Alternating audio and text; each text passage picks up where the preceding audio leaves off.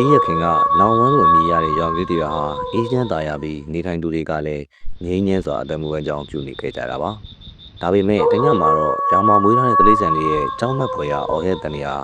ကွင်းလယ်ပြင်အနှံ့ပဲ့တင်တက်လာခဲ့ပါတယ်။ရွာသားတွေမွေးမြူထားတဲ့ဘဲချက်တွေဟာယောဂမရှိဘဲတိတ်ဆုံးလာကြပြီးတိတ်ဆုံးနေတဲ့တိရစ္ဆာန်တွေမှာလည်းကိုယ်အသေးတွေနဲ့ဝင်းနှင်းကလေးစားတွေကပျောက်ဆုံးနေခဲ့တာပါ။တင်မကြခင်မှာပဲဒီပြည့်ရက်တွေဟာဖုတ်တကောင်ရဲ့လက်ချက်ဖြစ်ကြောင်းကိုတရင်တွေဟာတောမီလိုပဲတရားလုံးကိုပြန်နှံ့ကူးဆက်လာခဲ့ပါတော့တယ်။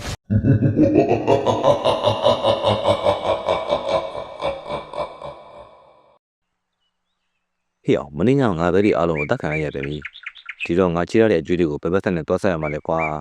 ။အေးဟုတ်တယ်ကွာငါမွေးထားတဲ့ချက်တွေလည်းတကောင်မှမကြံတော့။ဒါပေမဲ့မင်းညကငါအိမ်မောကနေချောင်းကြည့်နေတော့အဘွားချီကျိုးကိုငါမျက်လုံးနဲ့တေးချမြင်လိုက်ရတာဟာ။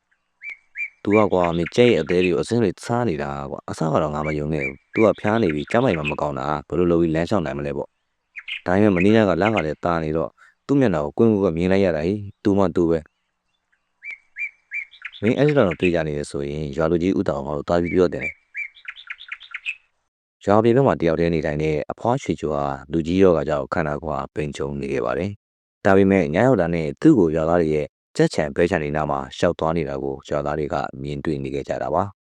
။အေးမင်းတို့ပြောတာငါနားလဲပါတယ်။တခြားရွာသားတွေကလည်းညဘက်မှာအဖွားရွှေချိုကိုသူတို့ရဲ့ခြံသားမှာမြင်ကြောင်းငါ့ကိုလာပြောကြတယ်။ဒါပေမဲ့ဒီလိုကိစ္စမျိုးကိုတတိတောက်ထားမရှိဘဲနဲ့ဆွဆွဲလို့မရဘူးကွာ။ဒီတော့ငါတို့ဒီညသူ့ကိုဝိုးရဲကနေစောင့်ကြည့်အောင်။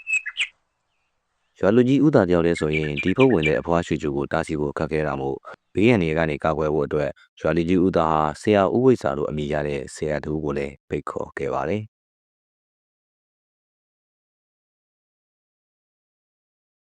ဒါပြီးညမှာတော့အသားရည်တွေတွန်းရှုံနေပေမဲ့မျက်လုံးတွေကလင်းလက်ဆူရှာနေတဲ့ဆရာဦးဝိစာဟာရွာလယ်မှာမန်နန်ရွက်ဖက်တဲ့အခမ်းအနားပွဲတစ်ခုကိုပြုလုပ်ပြီး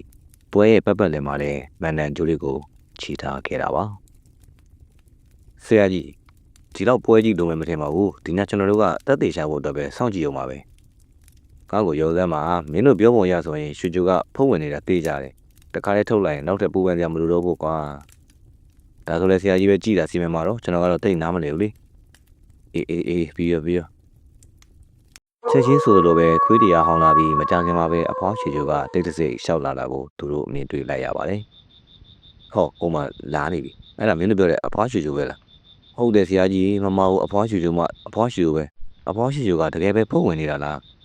းဆရာဝိဇ္ဇာဟာခေါင်းကြီးပြလိုက်ပြီးဗန်နံများကိုစတင်ရွတ်ဆိုတဲ့အခါမှာတော့အဖွားရွှေချိုဟာလူပြောနေမတူတော့တဲ့အတန်တက်ရှာအတန်ကြီးပဲအော်ဟဲ့အခါခံစားနေရပါတော့တယ်မင်းပဲသူလေဒီရွှေချိုရဲ့ကိုခန္ဓာခဲတဲ့ကိုမင်းဘာလို့ဝင်လာလဲခုချိန်ထွက်သွားတယ်ဆရာဝိဇ္ဇာဟာအော်ဟဲ့ပြီးမန်နံရွတ်ထားတဲ့ဆန်တွေကိုဖတ်လိုက်တဲ့အခါမှာတော့အဖွားရွှေချိုရဲ့ခန္ဓာကိုယ်ကနာကျင်သွားပြီးမျက်လုံးတွေလည်းပြူကျလာကနာကျင်မှုကြောင့်အော်ဟဲ့နေခဲ့ပါတော့တယ်အာနာလိုက်တာကျေးဇူးပြုပြီးမလုပ်ပါနဲ့ဆရာဝိဇ္ဇာကနက်တားနဲ့မကောင်းဆိုးဝါးဝိညာဉ်ကိုထုတ်ဖို့လုပ်နေတဲ့အချိန်မှာပဲအလင်းနဲ့တစ်ခုကရုတ်တရက်ပေါ်ပေါက်လာခဲ့ပါတယ်။ဒုနောက်ရဟန်းတစ်ပါးသည်တင်ငန်းကိုယုံကထီးကိုကင်ဆောင်လာပြီးငြိမ်သက်တည်ကြည်တဲ့ဟန်ပန်ဖြင့်ရောက်ရှိလာခဲ့တာပါ။၎င်းမှာတောရဆရာတော်တစ်ပါးဖြစ်တဲ့ဖုန်းတော်ကြီးဦးပညာပဲဖြစ်ပါတယ်။ရလေးပါတကားဆရာတော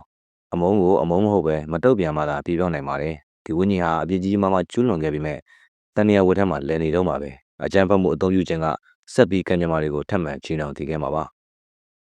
ဆရာဝိဇ္ဇာဟာမကြင်မနှက်ဖြစ်ပေမဲ့လည်းတီလာရှိတဲ့ရဟန်းစကားကိုမလွန်ဆန်နိုင်ခဲ့တာကြောင့်ရပ်တန့်လိုက်ပါတယ်ဘုန်းတော်ကြီးဥပညာဟာအဖွားရွှေချိုစီကိုရှောက်သွားပြီးမေတ္တာတက်လွှတ်ချုံပေးလိုက်တဲ့အခါမှာတော့လူးလွန်နေတဲ့အဖွားရွှေချိုရဲ့ကိုယ်ခန္ဓာဟာချက်ချင်းညီနေသွားပြီးကျန်းနေတဲ့မျက်လုံးတွေကလည်းပုံမှန်လူသားတယောက်တစ်ဖွဲပြန်လည်ဖြစ်သွားခဲ့ပါတယ်တက္ကမရွှေချိုကိုလွှတ်ပေးလိုက်ပါပူဇင်မကောင်းဆိုးဝါးဝိညာဉ်ကိုထိန်းချုပ်ထားပြီးတရားပြခဲ့ပြီးပါပြီတရားတော်ရဲ့ဆန္ဒကြောင့်သူ့ကိုယ်သူပြုပြင်နိုင်လိမ့်မယ်လို့မျှော်လင့်ပါတယ်။ဆရာတော်ဝိဇ္ဇာကောင်းကြီးလိုက်ပြီးမြင်မချင်မနှက်ဖြစ်နေခဲ့တာပါ။ဒါပေမဲ့သူတိတက်ပို့ပြီးလုံနိုင်တာမရှိတော့တာကြောင့်လက်လျှော်ပြီးပြန်သွားခဲ့ပါတော့တယ်။ဒီပြည်စိုးတွေကရန်နှင်းငယ်လောက်သာရွာမှာငိမ့်ချမ်းစေခဲ့တာပါ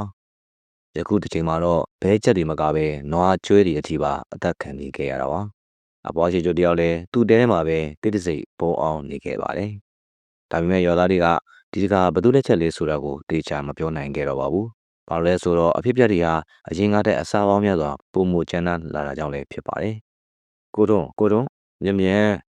မစီယာကြီးအိုးရီလာကြီးကိုတွားခေါ်လိုက်ဒီတိုင်းဆိုရင်အရင်ကတည်းပိုပြီးဆိုးလာတော့မယ်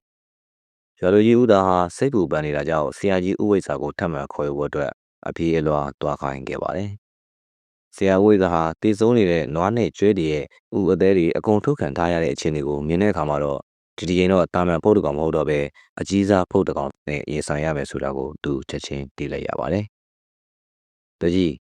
းဒါကတာမန်ဖုတ်တကောင်တော့မဟုတ်တော့ဘူးဗျ။ဒီတော့ဆိုးရတဲ့အခြေအနေနဲ့ဆိုရင်ငါကိုယ်တိုင်တော့သူ့ကိုအနိုင်နိုင်ပါမလားဆိုတာမသိကြဘူး။ထိုညမှာတော့ဆရာတော်ဝိဇ္ဇာဟာနောက်ထပ်ပွဲတစ်ခုကိုထပ်မံလှုပ်ဆောင်ပြီးစက်သားအစိမ်းကိုဖုတ်ကောင်ထွက်လာအောင်ပြည့်ဆွဲဖို့အတွက်အသုံးပြုခဲ့ပါတယ်။တကောင်ရန်ချိန်ရောက်တဲ့အခါမှာတော့အကျစ်တစ်ခုကလင်းမြင်စွာရွှေလာနေခဲ့ပါပြီ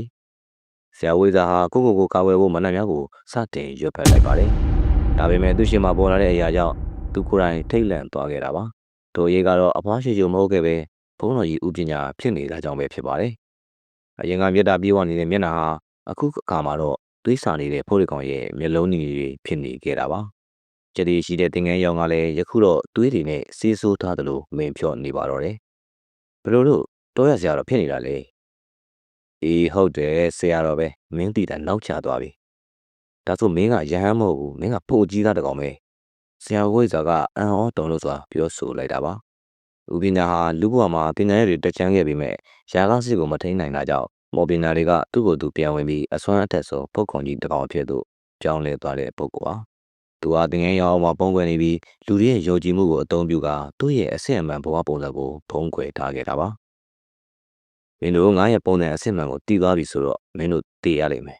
။မော်ပညာတွေနဲ့တိုက်ခိုက်မှုကစတင်လာခဲ့ပါတော့တယ်။ဆရာဝိဇ္ဇာမန်နိုင်ယူထားတဲ့စံတဲ့သဲကိုပြစ်ပေါက်လိုက်ပါတော့တယ်။ဒါပေမဲ့ဘုံဝင်တဲ့ဦးပညာဟာအသာရပဲဖယ်ထုတ်လိုက်ရုံနဲ့ထိုအဆောင်လက်ဖွဲ့တွေကအဆန်းတွေပြက်ပြဲခဲ့ရတာပါဒီလောက်ပညာပဲလားဆရာဖြစ်ပြီးအတုံးမကြလိုက်တာဦးပညာဟာမှုံမှန်တယ်များကိုရွတ်ဆိုပြီးအနဲ့ရောင်မိကိုလုံးကြီးများကိုဆရာဦးဝိဇာကြီးပြစ်လွတ်လိုက်ပါတော့တယ်ထိုမိကိုလုံးတွေကိုဆရာဝိဇာဟာအဆန်းကိုခုခံဖို့ကြိုးစားနေခဲ့ရတာပါဒါပေမဲ့အိုးရင်ရေရောမှုနဲ့ပညာစွမ်းအားချင်းမရှင်နိုင်တဲ့အခါမှာတော့ဦးဝိဇာတယောက်တွေးများအံပြီးမိဘော်တို့လဲချသွားခဲ့ပါတော့တယ်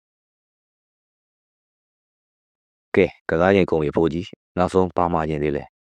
အခြေအနေကအရေးပေါ်လာပြီဖြစ်တဲ့အတွက်ဝေးရံကနေချောင်းကြည့်နေတဲ့ရွာလူကြီးဦးသားဟာအခြေအနေမကောင်းတာကိုသိလိုက်ရပါတော့တယ်ဒါကြောင့်ဘုန်းကြီးကျောင်းကိုကိုကြီးတောင်းဖို့အပြေးလာထွက်သွားခဲ့ပါတော့တယ်ဘုန်းကြီးကျောင်းကိုရောက်တဲ့အခါရွာလူကြီးဟာကျောင်းဝင်းရှိအမိုင်များကိုလှည့်ချနေတဲ့ရှင်သာမဏေတစ်ပါးကိုတွေ့လိုက်ရပါတယ်ဆရာတော်ဗျာကျောင်းမှာရှိပါသလားအရေးကြီးတဲ့ကိစ္စဖြစ်နေလို့ပါဆရာတော်မရှိပါဘူးရွာလူကြီးမြို့ကိုပင့်သွားပါတယ်ကြောက်အောင်ပါပါရွာလူကြီးဦးသားဟာစိတ်ပြင်းအားငယ်ပြီးဘာဆက်လက်ရမယ်မှမသိတာကြောင့်ထိတ်လန့်နေကြတဲ့အဖြစ်အပျက်တွေအားလုံးကိုရှင်သာမဏေလေးကိုပြောပြနေခဲ့တာပါရွာလူကြီးစိတ်အေးထားပါကိုရင်သွားပြီးကူညီပါမယ်ကိုရင်ဒါပေမဲ့ကိုရင်လေးကငယ်သေးတယ်ဒီဖုတ်ကြီးကအရင်ပြီးပညာထက်တာဆရာကြီးတော့မနိုင်ဘူးနော်ဒါပေမဲ့ရွာလူကြီးဟာရှင်သာမဏေလေးရဲ့မျက်လုံးတွေကိုစိုက်ကြည့်လိုက်တဲ့အခါမှာတော့တာမန်ထက်ထူးခြားတဲ့ငြိမ်သက်ခြင်းကိုတွေ့မြင်လိုက်ရတာပါဒီလသမားလေးရှိတဲ့ဘုန်းကြီးတစ်ပါးရဲ့မျက်လုံးနဲ့ပဲဆင်တူနေခဲ့တာပါဒါကြောင့်ပဲရှင်သာမဏေလေးကိုရွာထဲသို့အမြန်ခေါ်ဆောင်သွားခဲ့ပါတယ်ရွာထဲကိုရောက်တော့ဆရာဝိဇ္ဇာဟာမြေပြင်ပေါ်မှာလဲကျနေတာကိုသူတွေ့လိုက်ရပါတယ်ဟာခလေးလေးလားအချိန်ကြိုက်ပဲဒီဘူးကြီးရဲ့အိုးနေတဲ့အသားတဲ့နူးညံ့တဲ့အသားကိုစားရတာကငါ့အတွက်ပိုကောင်းတာပေါ့ရှင်သာမဏေလေးဟာလှောင်ပြောင်တာကိုပြီးမဆိုင်နိုင်ပဲရန်သူနဲ့ရင်ဆိုင်နိုင်မှုအတွက်တဲ့ကိုသာရှောက်လန်းသွားခဲ့ပါတယ်တောင်ရုံချင်းမရှိပဲထိုင်နေခဲ့ပြီးလက်အုပ်ချီလိုက်ပါတော့တယ်ဒီလောက်နဲ့ပဲရက်လိုက်ပါဘုန်းကြီးအဝိဇ္ဇာကဘယ်တော့မှလွတ်မြောက်ခြင်းစီဥဆောင်မှာမဟုတ်ပါဘူးပါဇက်ပိတ်ထားတဲ့မနေ့နေ့ကမှလူဖြစ်လာတဲ့ကလေးမင်းကိုအခုချက်ချင်းနှိမ့်မှပို့ပြီးမယ်ဘုံဝင်တဲ့ဦးပညာဟာရှင်သာမဏေစီဦးတည်လာခဲ့ပါတယ်ထိုချိန်မှာပဲသာမဏေလေးဟာပဲ့တင်ထွက်သွားတဲ့အတန်းနဲ့ဘုရားကုံတော်များကိုစတင်ရွတ်ဆိုလိုက်ပါတော့တယ်ပထမဆုံးရွတ်ဆိုတန်ထွက်လာတာနဲ့ပုတ်ကောင်ကြီးရဲ့ခန္ဓာကိုယ်ဟာမမြင်ရတဲ့နေရာတစ်ခုနဲ့တိုက်မိထားသလိုဒီထဲမှာရက်တန့်နေခဲ့ပါတော့တယ်ရှင်သာမဏေရဲ့ခန္ဓာကိုယ်ကနေထွက်လာတဲ့အလင်းကနေနဲ့ထိတွေ့တဲ့အခါမှာတော့သူဟာဝေဒနာတွေကြီးစွာနဲ့အာကျင်စွာအော်ဟစ်နေရပါတော့တယ်။နောက်ထပ်ဘုရားကုံတော်များကိုရွတ်ဆိုတဲ့အခါမှာတော့ဖုတ်ကောင်ကြီးရဲ့ခန္ဓာကိုယ်ဟာမခံနိုင်တော့ပဲအော်ဟစ်ပြီးပြမုံတွေဖြစ်လွင့်ပြဲသွားခဲ့ပါတော့တယ်။မြေပြင်ပေါ်မှာတော့ဟောင်းနှံ့နေတဲ့သင်္ကန်းဟောင်းတစ်ထည်သာကြံရစ်ခဲ့တာပါ။အမောင်တို့ကပျောက်ကဲသွားပြီးနနက်ခင်းနေအောင်ကြီးကစတင်ထိုးပေါက်ဝင်ရောက်လို့လာခဲ့ပါပြီ။သတိပြန်ရလာတဲ့ဆရာဝိဇ္ဇာဟာရှင်သာမဏေလေးကိုကြီးညိုစေဖြစ်အယူသည်ပြီးကတော့လိုက်ပါတော့တယ်။ရှင်သာမဏေလေးကတော့အပြုံးလေးနဲ့ပဲပြန်လည်ပြောဆိုလိုက်ပါတော့တယ်။ဒါကကိုရင်ရဲ့တကူဆွမ်းမဟုတ်ပါဘူး။ဒါကဖေရရတန်ကယတနာမြတ်သုံးပါးနဲ့ သာသနာကိုစောင့်ရှောက်နေတဲ့နတ်တွေရဲ့တကူဆွမ်းအားပါဒီဘုရားကောင်တော်တွေကအဆန်းထပ်ပါတယ်နောက်ဆိုရွာသားတွေလည်းမှန်မှန်ရွတ်ဆိုကြပါဒီပုံမြင်ဟာဘုရားရှင်ရဲ့ဂုဏ်တော်တကူဆွမ်းအားကြောင့်မကောင်းဆိုးဝါးဒီကိုနှိမ်နင်းနိုင်ကြောင်းကိုဖော်ပြတဲ့ကန္နာရီဆန်ပုံမြင်တစ်ပုဒ်ဖြစ်ပါတယ်ကျွန်တော်ရဲ့ဗီဒီယိုကိုအဆုံးထိကြည့်ပေးကြတဲ့ပရိသတ်တွေအားလုံးကိုအထူးပဲကျေးဇူးတင်ရှိပါတယ်ကျွန်တော်ရဲ့ channel လေးကို subscribe မလုပ်ပါသေးနဲ့လှုပ်ထားပေးဖို့မမေ့ပါနဲ့ခင်ဗျာအားလုံးကိုကျေးဇူးတင်ပါတယ်နောက်တဲ့ဗီဒီယိုမှာဆုံတွေ့ကြရအောင်နော်